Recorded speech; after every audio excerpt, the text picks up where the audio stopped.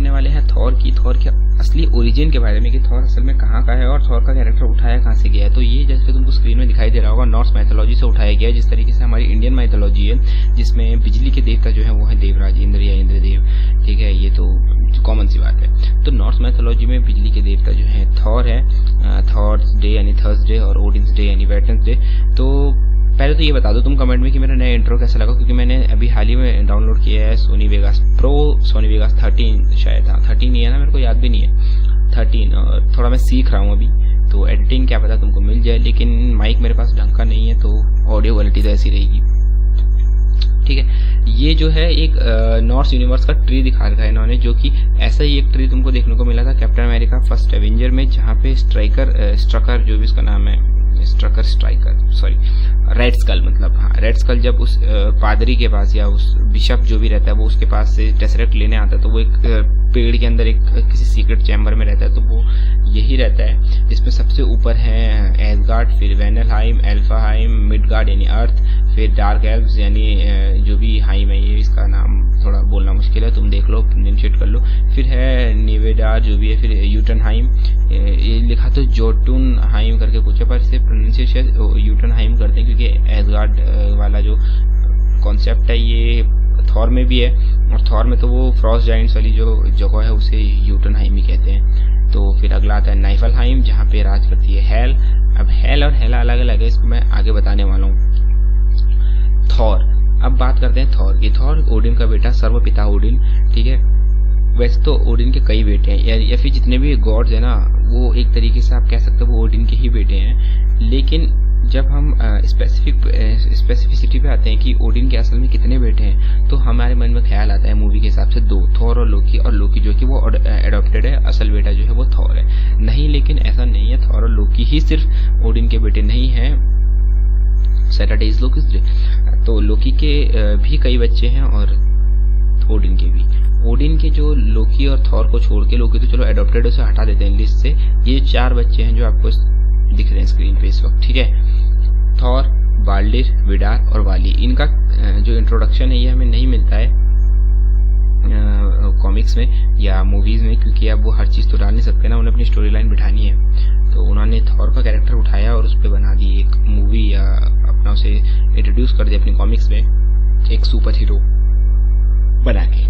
अब super hero तो उन्होंने बना दिया, लेकिन हम बात करने वाले हैं माइथोलॉजी की, और माइथोलॉजी में हम कॉमिक्स को नहीं घुसेड़ेंगे, लेकिन बीच में हम उनको मर्ज जरूर करेंगे।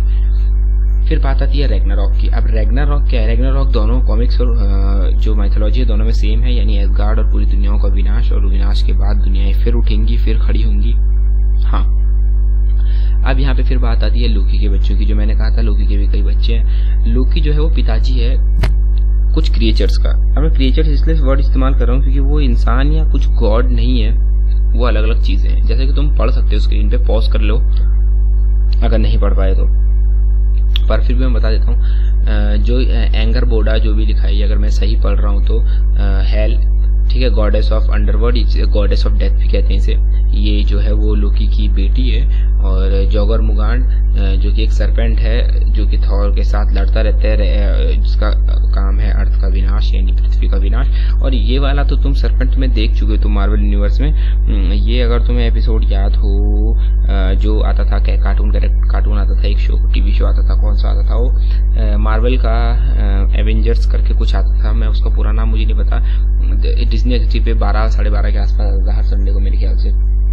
उसमें एक एपिसोड था जिसमें doctor Doom, Victor von Doom एक सांप से लेके आता है, जिससे फिर थॉर फिर जाता है और फिर वो कहता है कि या तो ये जिंदा रहेगा या मैं जिंदा रहूंगा, इसी तरह का कुछ, ठीक है।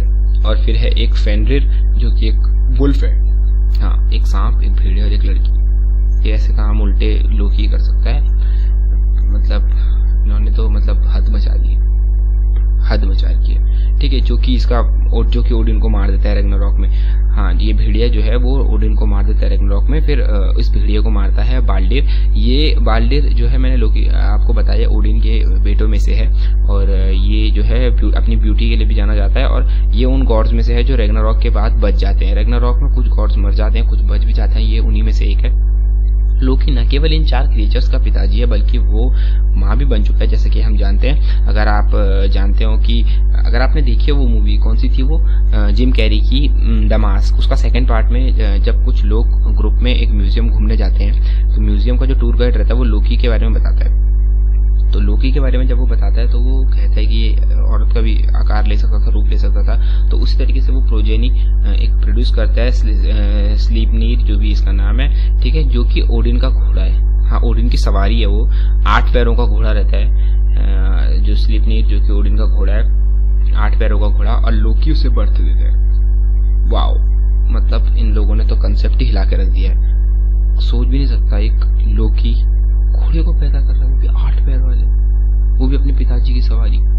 वाह। तो यहाँ पे तुम देख सकते हो ये लोकी है बीच में और ये चारों तरफ उसका सांप दिखाया गया है। ये माइथोलॉजी के अनुसार ये बहुत काफी उस तरीके से, ये भेड़िया, और ये हेल जो है ये एक लड़की के कैरेक्टर में दिखाई गई है, जिसका कि आधा मुंह काला आधा मुंह सफेद है, और इसे ऐसे ही दिखाया जाता है माइथोलॉजी में, और माइथोलॉजी में डिस्क्राइब भी इसे इस तरीके से किया गया है। ठीक है, यहाँ पे आप देख सकते हो वुल्फ, ये है वो सरपेंट जिसको मैंने कहा कि जो थॉर से भिड़ता रहता है, जॉर्मुगांड।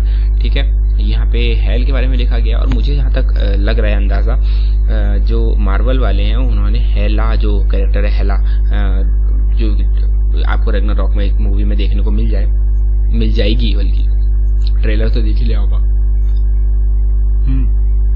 तो हेल से ही मुझे लग रहा है उन्होंने वो नाम हेला बनाया है, और सरपेंट और वो सब जो है ना कॉन्सेप्ट, वो वहीं से उठाया है उन्होंने इस माइथोलॉजी से। तो यहाँ पे तुम इसके बारे में पढ़ सकते हो वीडियो पॉज करके। ठीक है, और ये तो मैंने चलो अपने अभी थोड़ा एडिटिंग शुरू कर दी है, कोशिश कर रहा हूँ। सोनी वेगास 13 तो मेरे पास आ गया है। ठीक है, तो एडिटिंग वगैरह मैं सीख रहा हूँ अभी। तो इंट्रो कैसा लगा वो बताओ। और यहाँ पे ये हेल दिखा रखी है, देखिए आप, इसका लेफ्ट साइड का मुंह जो है वो थोड़ा सा ब्लैक है, इस साइड का जो है थोड़ा व्हाइट है। ठीक है, बाकी लाइक सब्सक्राइब शेयर करना मत भूलना। ऑडियो क्वालिटी तो वैसी है यार, माइक चेंज करूँगा क्या पता मैं।